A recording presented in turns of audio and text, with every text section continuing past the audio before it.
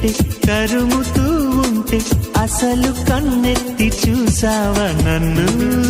మరి నీ ముందే తిరుగుతూ ఉంటే ఎప్పుడు పన్నెత్తి పిలిచావా నన్ను?